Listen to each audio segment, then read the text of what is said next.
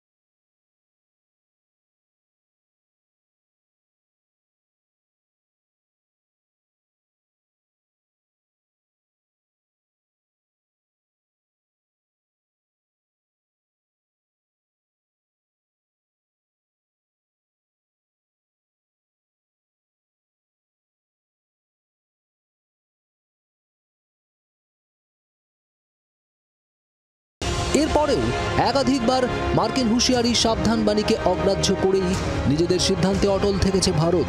পোখরানে অটল বিহারী বাজপেয়ীর আমলে পরীক্ষামূলক পারমাণবিক বিস্ফোরণ, যার মধ্যে অন্যতম 1998 সালে পোখরানে ভারতের পারমাণবিক বিস্ফোরণের পর অর্থনৈতিক নিষেধাজ্ঞা আরোপ করে আমেরিকা। যদিও সেই রক্তচক্ষুকে উপেক্ষা করেই পারমাণবিক গবেষণায় স্বাবলম্বী হওয়ার পথে হেঁটেছিল ভারত। রক্তচক্ষু হুঁশিয়ারি থাকবে, মেপে বুঝে চলতে হবে দুনিয়ার কূটনীতিও। তারপরেও লক্ষ্য পূরণে থাকতে হবে অবিচল। ইতিহাস অন্তত সেই শিক্ষাই দেয়। কিন্তু এবার কি হবে? ব্যুরো রিপোর্ট, জি 24 ঘন্টা। বাংলার আওয়াজ, বাঙালির আবেগ, জি 24 ঘন্টা।